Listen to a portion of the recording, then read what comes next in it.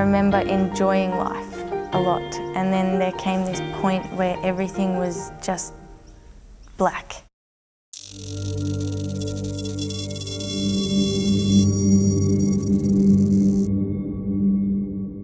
Even though I grew up in a really good family and a good church community and an environment of people that were quite stable, just the youth culture, like I wasn't accepted, I was bullied, I had red hair, I spoke Cantonese. It just sort of led me to sort of isolating a little bit and becoming a bit more of an introverted child. And I think by the time I got to my teenage years, I was pretty desperate for approval from my friends rather than looking for it in the right places.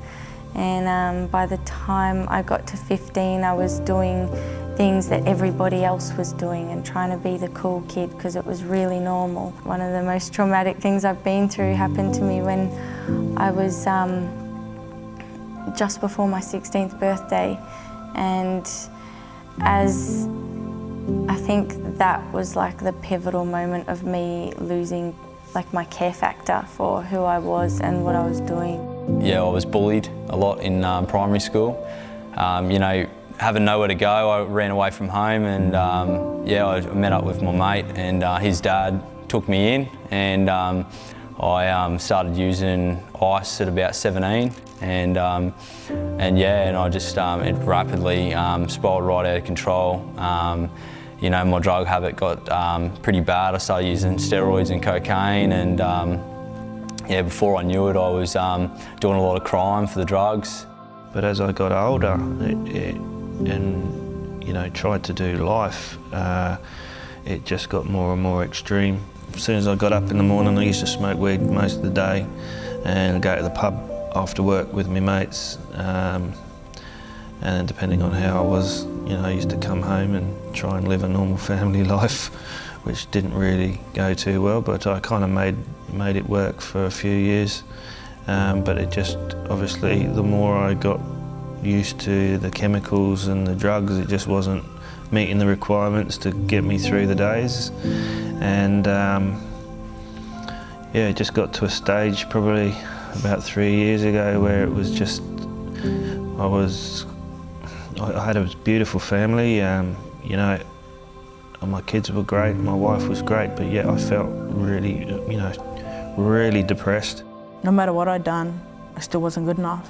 And it was always like, you know, I always tried to be a big woman and everything, but I felt like I was trying to pull my family back together and keep all the pieces together. It was so codependent. The drugs controlled my life.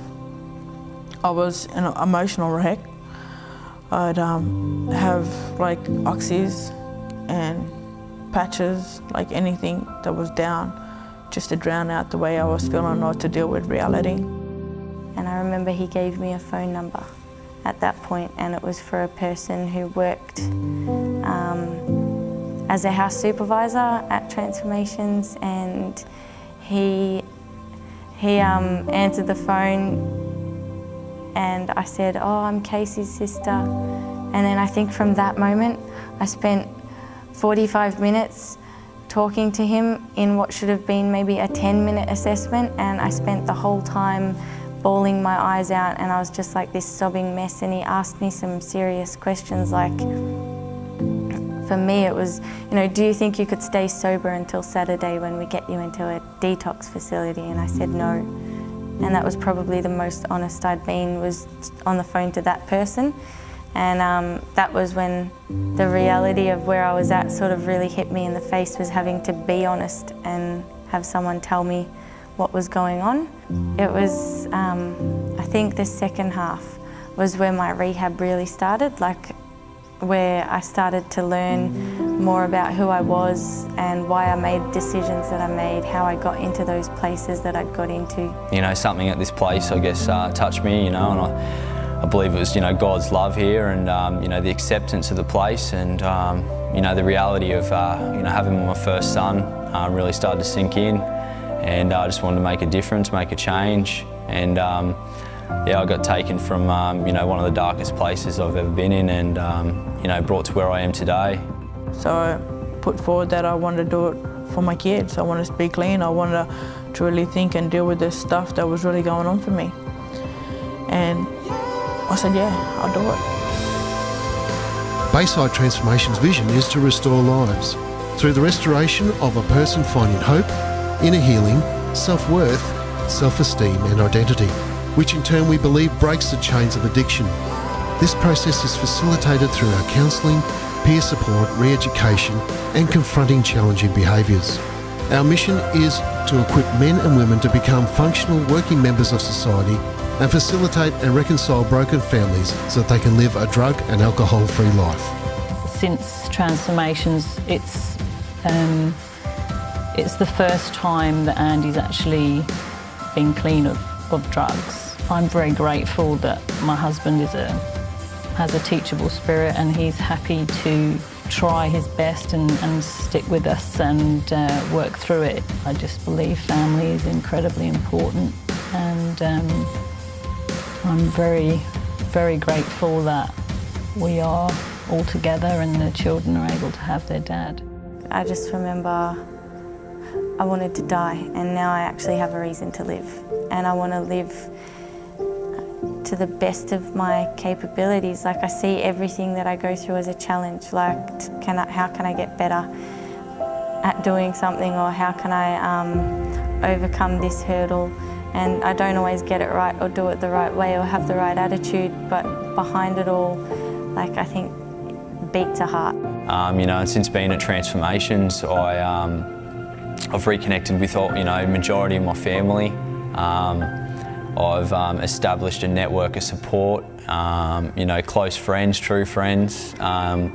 Reconnected with, my fiance and my son, and he's 9 months old and just changed my life. And now I'm here just helping, trying to help people in the same situation I was in, and try and help them, make a difference in their life, and hoping that what I've been through and the wrong choices I made, and hopefully bring them from darkness into light. Being in Transformations has helped me to find goals.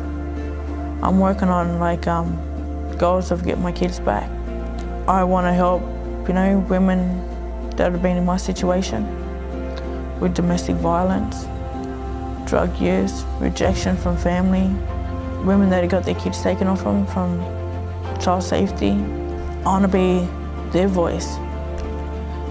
If things can look upwards for me and change for me, just imagine how much hope it would give them. Research proves that the program like Bayside Transformations have been shown to reduce associated health and social costs by far more than the cost of the treatment itself. Partner with us financially and help us transform lives. Bayside Transformations is not funded by the government. You can support Bayside Transformations through sponsorship or donations. Thank you for your support.